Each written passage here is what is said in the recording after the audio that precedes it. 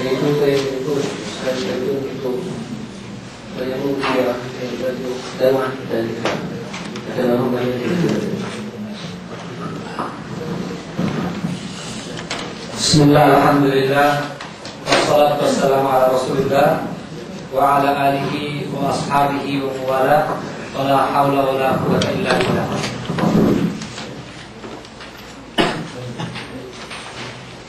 Saudara-saudari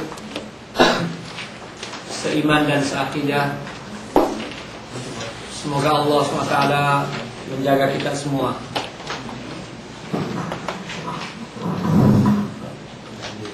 Malam hari ini kembali kita bermajlis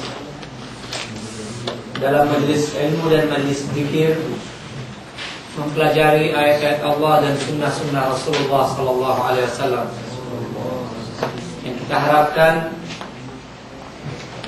akan meningkatkan keimanan dan ketakwaan kita kepada Allah Subhanahu wa taala, serta menjadikan kita istiqamah di jalannya, lantas kita dapat melaksanakan segala kewajiban-kewajiban yang ada di benak kita. Sesungguhnya atas setiap muslim, atas setiap mukmin, kewajiban yang banyak yang telah diamanahkan oleh Allah Subhanahu wa taala, yang mana kewajiban-kewajiban tersebut adalah untuk kemaslahatan dirinya juga. Dakwah adalah salah satu dari kewajiban tersebut yang akan kita bicarakan pada malam hari ini. Saya kira masalah dakwah bukanlah masalah yang baru bagi saudara-saudari, para aktivis, para peserta kajian IPIJ ini. Bahkan mungkin menjadi salah satu topik yang paling sering kita bicarakan. Tetapi kenyataan kehidupan kita, baik dalam skala umat maupun pribadi kita, menunjukkan bahwa dakwah ini belumlah terlaksana sebagaimana mestinya. Sehingga kita harus terus melakukan upaya perbaikan, evaluasi dan juga mengkaji ulang tentang dakwah ini. Bahkan mungkin perlu memperbaharui atau setidak-tidaknya menyegarkan pengetahuan kita tentang masalah dakwah. Dan mengingat waktu yang singkat, malam ini saya hanya akan memilih beberapa poin, beberapa unsur yang perlu kita kaji dalam kaitan dengan masalah dakwah ini.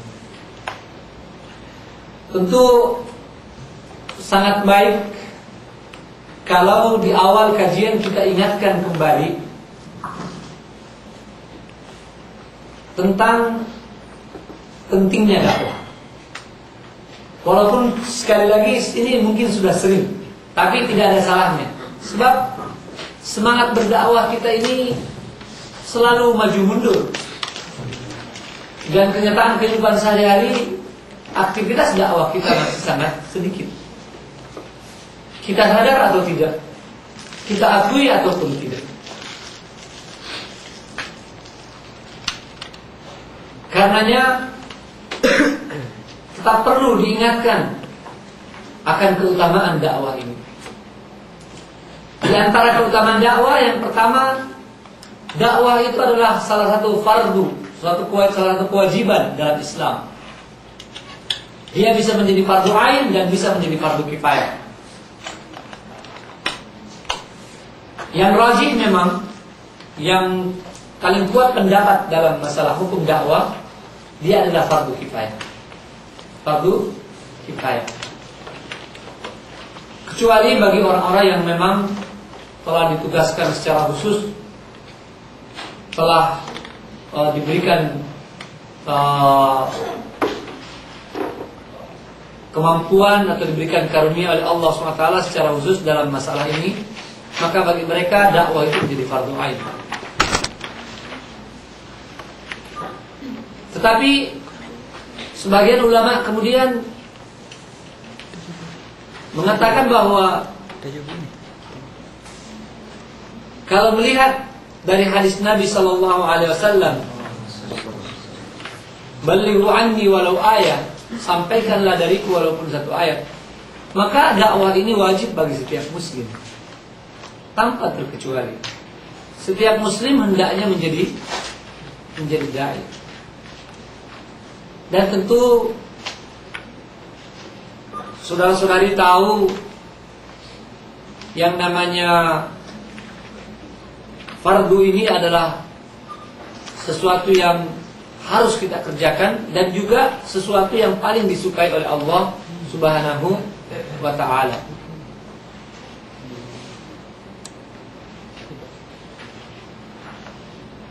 Kalau kita terbiasa untuk mencari aktivitas yang besar nilainya,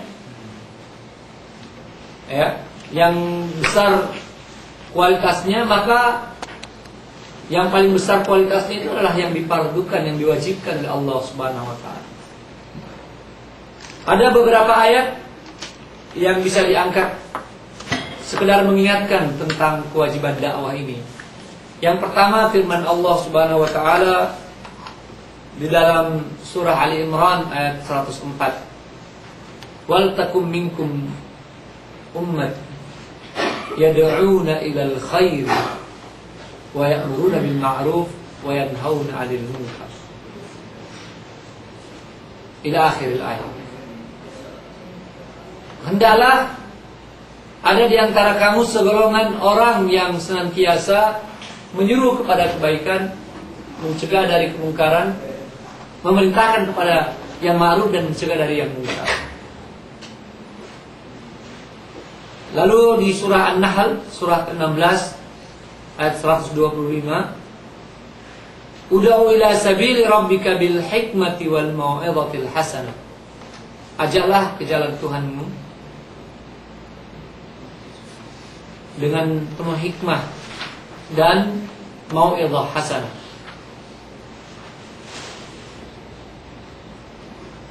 Dan di dalam hadis yang tadi saya sudah bacakan, Nabi SAW mengingatkan, "Ballighu anni walau ayat." Terjemahannya, sampaikanlah dariku walaupun satu ayat. Dalil-dalil tersebut sudah cukup untuk mengingatkan kita bahwa dakwah ini wajib. Nah, ini bukan hal baru dan saya kira saudara-saudari semua sudah tahu. Tapi yang penting adalah sejauh sama kaum muslimin maupun kepada yang bukan muslim. Sebab dakwah ini boleh kepada sesama muslim ataupun kepada yang bukan muslim. Kalau kita kembali menghadap Allah Subhanahu wa ta'ala kelak, lantas ditanya tentang pelaksanaan kewajiban ini, kira-kira bagaimana jawaban kita?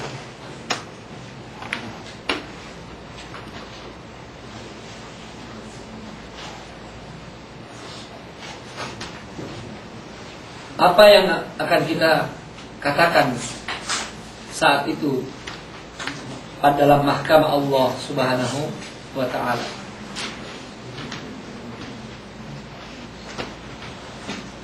Ini perlu diingat kembali. Lantas kemudian, kalau kita mendapatkan kenyataan bahwa kebanyakan dari kita ini tidak melaksanakan dakwah, pertanyaan yang penting lagi adalah apa sebabnya? Apa sebabnya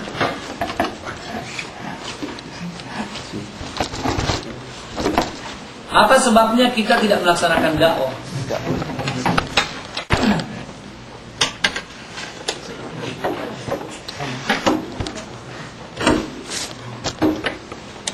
Padahal kita telah sama-sama menyadari bahwa dia adalah kewajiban kita.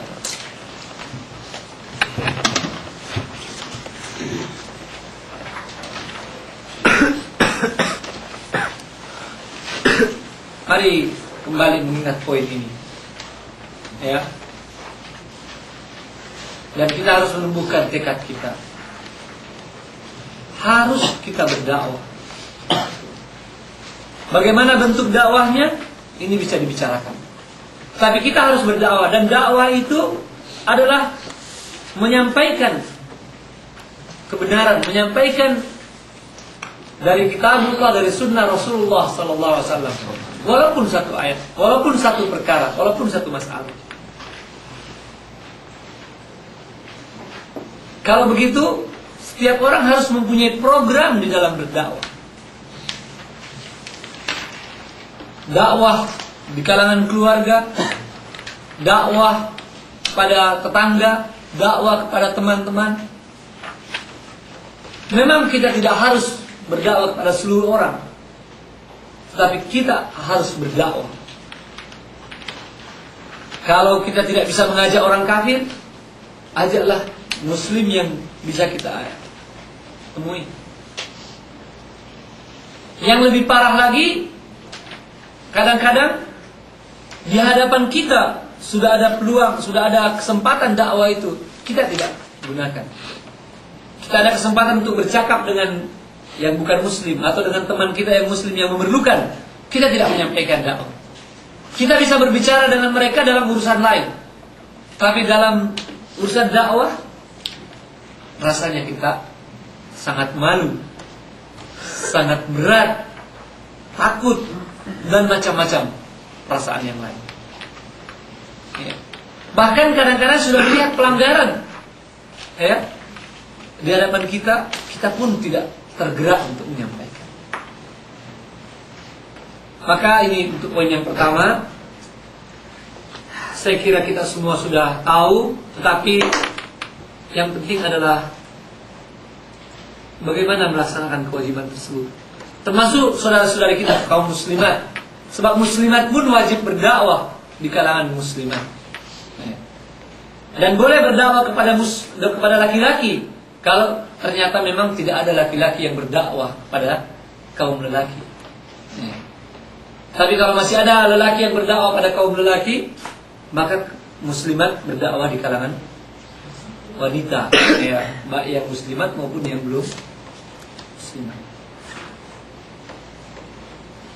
Ini yang pertama. Yang kedua, bahwa dakwah ini pekerjaan seluruh nabi. Wazifatul anbiya wal mursalin. Saya tidak usah sebutkan dalilnya sebab kita semua sudah tahu. Yang ketiga, tadi saya sampaikan bagian terlambat, bahwa ini saya akan sampaikan sekedar mengulang saja, ya, menyegarkan untuk motivasi kita.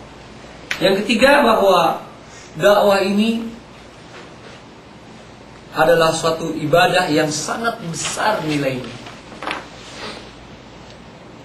Boleh dikatakan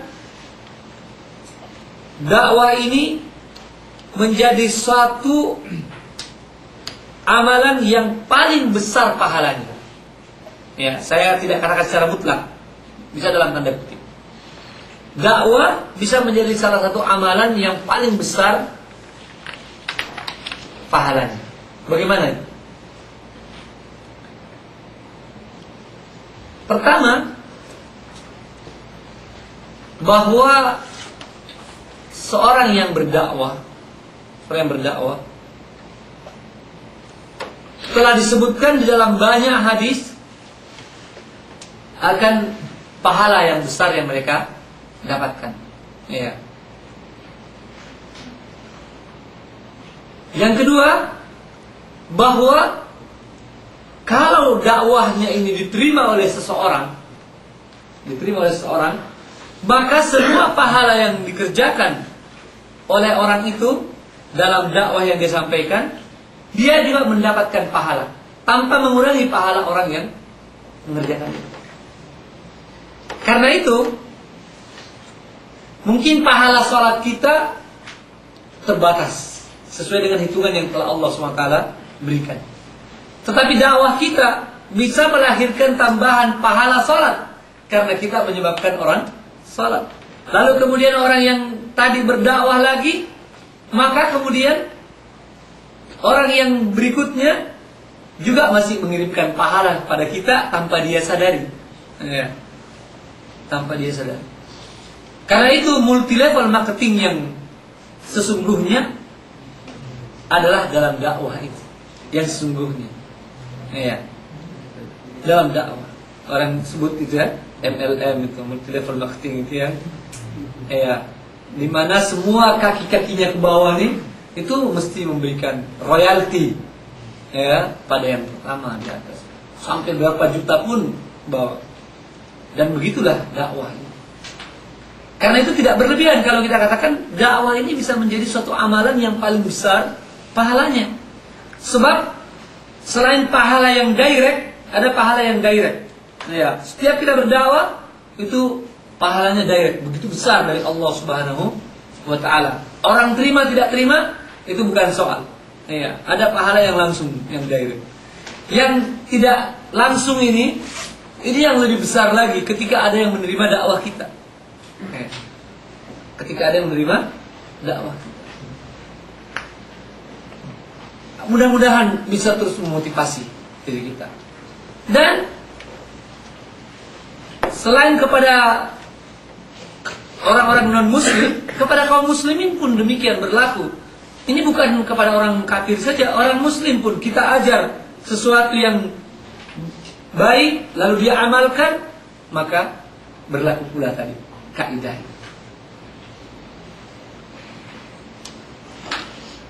Maka semestinya dengan mengetahui dua poin ini saja, setiap kita yang hadir di sini punya tekad untuk menjadi dai. Kemudian dakwah adalah sebab kejayaan umat Islam. Sebab utama kejayaan umat Islam adalah dakwah. Kata para ulama, dakwah ini adalah tulang punggung Islam. Tahu tulang punggung? Ya. Tulang belakang. Tulang belakang ini kalau tidak ada, kita tidak bisa tegak. Ya. Jadi Islam tidak akan tegak tanpa dakwah. Ya. Tanpa dakwah, Islam tidak akan tegak. Kekuatan apapun yang kita miliki, kekuatan teknologi, kekuatan senjata, kekuatan iktisad, tidak akan pernah menjadikan Islam tegak kalau tidak ada kekuatan dakwah. Bahkan kalau kita paham, sesungguhnya kekuatan-kekuatan yang lain ini itu hanya bahagian daripada dakwah. Dalam kamus Islam, menggunakan wasilah-wasilah yang lain itu dia harus dalam kerangka dakwah. Ya, bukan terbalik. Bukan kita dakwah, bukan kita bikin jihad, ya, nanti kemudian bikin dakwah. Kita bikin dakwah, jihad itu hanya merupakan bahagian dari dakwah. Ini kalau melihat hakikat daripada bangunan Islam. Jihad itu adalah di bawah dia menjadi anggota dakwah. Ya. Dia menjadi anggota dakwah. Karena itu selama tidak diperlukan kekuatan fisik, maka tidak perlu. Ya. Jelas ini? Lihat mana yang asli, jihad atau dakwah? Yang asli itu dakwah. Ya. Kenapa? Karena dakwah ini tidak pernah tidak diperlukan dalam keadaan apapun.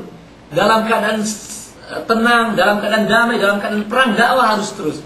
Sementara jihad menggunakan kekuatan ini itu dipakai bila mana perlu saja.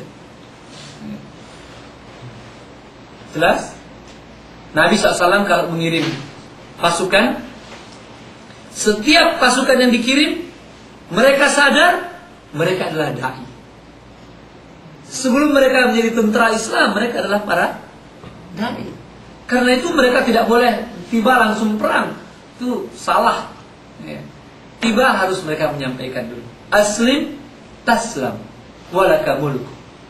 Masuk Islam, kau selamat dan kerajaanmu atur sendirilah. Apa? Kami pun tak mau kerajaan kau. Nah, itu kalau surat Nabi seperti itu. Aslim taslam walaka mulk. Masuk Islam, kau selamat dan kerajaanmu atur sendiri. Maksudnya kita ini bukan bawa pasukan mau menjajah seperti Amerika mengambil Irak sekarang. Ya. Ya. Kemudian kalau tidak mau masuk Islam, kami pun tidak langsung angkat perang. Tidak. Ya. Kalau tidak, oke, tidak mau masuk Islam. Dengan catatan tidak boleh menghalangi dakwah di dalam. Kalau Anda tidak mau secara pribadi-pribadi, tak apa. Ya. Tapi Islam harus boleh didakwahkan. Tidak boleh ada satu halangan orang mendengarkan tentang Islam. Dan juga resikonya kalau Anda mau ikut dalam pengamanan kami, bayar jizyah. Sekarang kita sebut pajak. Ya.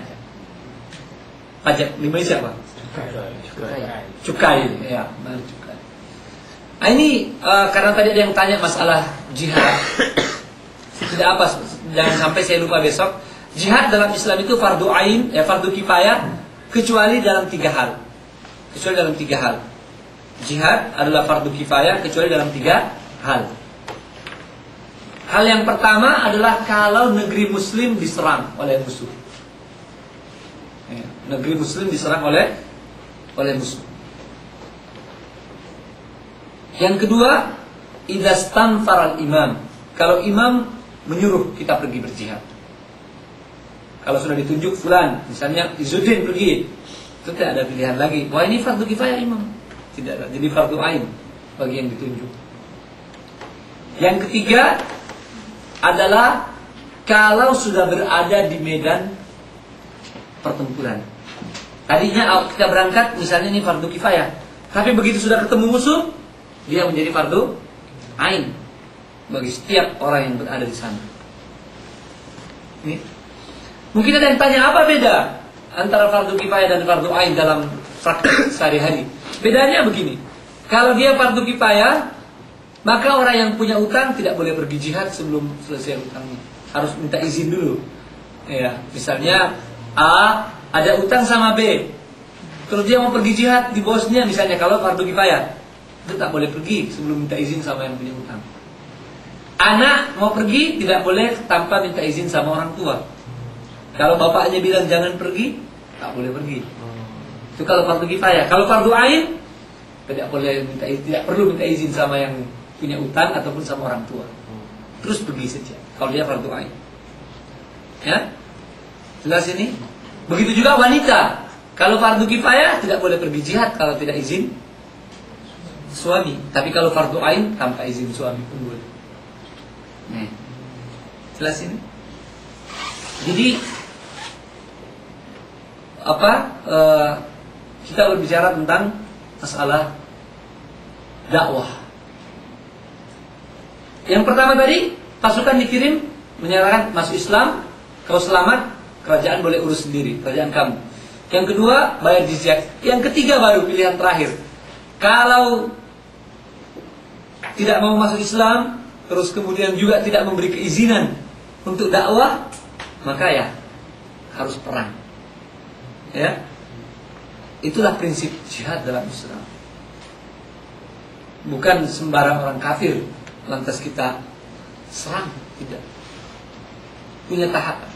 Dan apa yang ditulis oleh Syekh Qutb rahmatullah alaihi di dalam tafsir Dhilal Quran di pengantar surah Al-Anfal itu sangat indah sekali. Ya. Menggambarkan bagaimana antara la ikraha fid din, ayat la ikraha fid din, dan ayat wa qatiluhum hatta la takuna fitnah wa yakuna ad-dinu kulluhu lillah. Perangilah mereka, ala ikraha fid din, tidak ada paksaan masuk agama. Ya, masuk agama Islam tidak ada paksaan. Ada lagi ayat, perangilah mereka secara keseluruhan sampai tidak timbul lagi fitnah wa yakuna ad-dinu kulluhu lillah. Dan jadilah agama ini atau agama ini hanyalah milik Allah SWT. Bagaimana menjadikan ayat mensinkronkan? Benar mensinkronkan. Paham ya? mensinkronkan, memahami kedua-dua ayat ini secara sekaligus. Ya. Sebab Al-Quran, ayat-ayat Al-Quran tentu tidak ada yang bertentangan. Kita semua yakin ayat Al-Quran tidak ada yang bertentangan. Oke? Nah, di sini maksudnya la ikraha fid din, la ikraha fid din, tidak ada paksaan masuk Islam, itu untuk pribadi-pribadi. Secara pribadi, ada yang mau masuk Islam, silakan masuk Islam. Mau kafir, silakan kafir. Nanti tahu resikonya sendiri di hari kiamat. Tetapi secara kelompok tidak ada yang boleh menolak. Misalnya di satu negara bilang di sini daerah bebas Islam, artinya Islam tak boleh masuk. Itu tidak boleh ada di dunia ini. Umat Islam kalau punya kekuatan harus menghancurkan kekuatan yang seperti itu. Jadi tidak boleh ada wa yakuna dinu kulluhu lillah, haruslah sultan itu semua milik Allah. Artinya tidak boleh ada satu kekuasaan, tidak boleh ada sesuatu kekuatan pun di dunia ini yang menghalangi dakwah Islam. Adapun pribadi-pribadi sudah jelas la ikraha fid din. Kita tidak boleh paksa orang masuk. Jelas ini? Itu silakan baca lagi kalau mau di muqaddimah tafsir surah Al-Anfal, tafsir Zilalul Quran. Nah, bagaimana perpaduan antara dua ayat tersebut. Nah, umat kita tidak bangkit dan tidak jaya hari ini memang banyak sebabnya.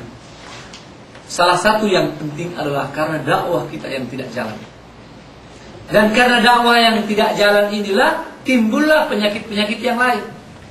Penyakit kurang ilmu, penyakit syirik, ya, tauhid yang tidak benar, ibadah yang tidak benar, dan sebagainya, dan sebagainya. Dari mana? Karena dakwah ini. Karena itu sesungguhnya salah satu inti ajaran Islam ini adalah dakwah. Salah satu inti ajaran Islam adalah dakwah. Wadah? Jelas?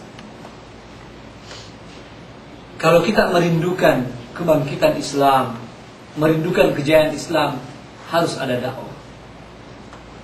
Walaupun memang dakwah ini mempunyai mafhum yang luas, boleh dibincangkan, boleh didiskusikan, ya. Tapi poin ini harus jelas bahwa orang-orang yang memimpikan, orang-orang yang mencita-citakan, menginginkan Islam bangkit, lalu tidak punya aktivitas dakwah, itu sama dengan bermimpi saja. Kalau bilang saya ingin Islam jaya, saya ingin Islam ini maju, saya ingin kaum muslimin, lalu dia tidak punya peran dalam dakwah, itu orang yang mimpi, orang yang berkhayal saja, orang yang berkhayal. Tidak ada kebangkitan umat ini tanpa dakwah. Tidak ada kebangkitan umat ini tanpa dakwah. Kecuali kalau terjadi proses pergantian. Tahu pergantian? Terus kita diganti oleh Allah Subhanahu wa taala. Na'udzubillahi min dzalik. Ya.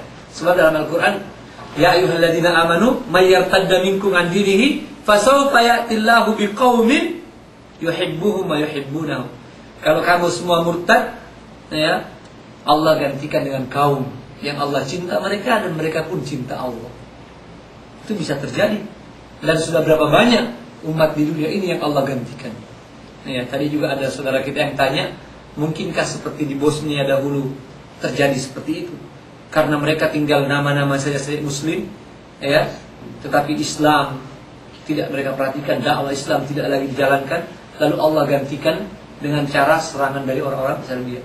Secara takdir kita boleh katakan mungkin seperti itu. Walaupun dari sisi kewajiban kita sebagai Muslim harus membantu mereka. Ya, tidak boleh kita lihat-lihat saja. Ya.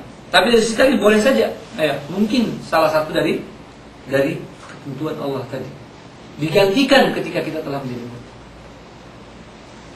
Di setiap negeri, setiap kelompok, setiap kaum yang dakwah tidak jalan, pasti umat Islam di situ lemah. Nah, ya. Pasti umat Islam di situ akan rapuh, lambat atau cepat. Ada dua kelompok umat. Di sini satu kampung dakwah aktif. Di sini dakwah tidak jalan. Tetapi orang kata di sini dakwah tak jalan tapi orangnya rukun bersatu. Ya. Di sini dakwah jalan tapi ada ada riak-riak, ada ribut-ribut. Ini walaupun ada ribut-ribut, ini yang lebih kekal. Tahu ribut-ribut? Begaduh. Ada begaduh lah, tapi itu yang kecil. Yang ini walaupun ada begaduh sedikit, ini akan kekal. Ya, sementara yang tadi di sini rukun, tahu rukun? Apa? Damai sentosa, tapi tak ada dakwah. Ini semu. Ya. Semu itu nisbi, sementara saja. Ya. Semu itu artinya kelihatannya seperti itu, tapi sesungguhnya bukan seperti itu. Ya. Itu maksudnya. Ya. Jelas? Jadi kalau ada dalam kelompok kita ini, jangan khawatir terhadap dakwah. Kalau ada di antara kawan kita yang suka mengingatkan, ya, suka menyampaikan kebenaran, jangan khawatir dan jangan dianggap sebagai musuh, jangan dianggap sebagai orang yang tidak mengerti. Itu adalah salah satu upaya. Walaupun memang setiap dai juga harus tahu bagaimana cara berdakwah. Ya, tapi intinya dakwah ini adalah merupakan kekuatan umat. Kalau dalam satu umat ada dakwah, yakinlah umat itu akan kuat dan akan terpelihara. Tapi kalau tidak, dia akan hancur. Dia akan hancur. Kehancuran Bani Israil itu karena mereka meninggalkan dakwah. Iya. Awal kehancuran Bani Israil dan kemudian mereka dilaknat karena mereka meninggalkan dakwah. Apabila seorang di antara mereka berbuat kemaksiatan, pertama diingatkan, kenapa saudara buat seperti itu? Tapi besok ketemu lagi, dia pikir kemarin saya sudah bilang sama dia, sekarang tak berubah, sudahlah, tinggalkan saja. Dan besok lagi ketemu, sudah senang sama-sama. Akhirnya hari berikutnya sudah sama-sama melakukan kemaksiatan itu. Itulah asbabun nuzul, atau itulah penjelasan tentang firman Allah SWT, lu'inal ladzina kafaru min bani Israil ala lisani Dawud wa Isa bin Maryam. Ila akhir ayat. Terus kemudian ayat berikutnya, kanu la yatanahawna an munkarin fa'aluhu. Adalah mereka tidak saling mencegah atas kemungkaran yang mereka kerjakan. Dan nahi munkar itu adalah bagian dari dakwah. Bagian dari dakwah. Dakwah itu macam-macam istilahnya, bisa tabligh, bisa amar ma'ruf, bisa nahi munkar, ya. Tapi dia semua dalam kerangka dakwah. Jadi bisa berbeda istilah, tapi maknanya sama. Kepada Ustaz, dan itu tadi berkenaan dengan dakwah, dapatlah kiranya apa yang disampaikan itu dapatlah kita fahamkan dan dapat kita sampaikan kepada sahabat kita yang tidak dapat hadir dalam majlis. Dengan itu kita taruh majlis dengan bacaan tasbih farah dan surah.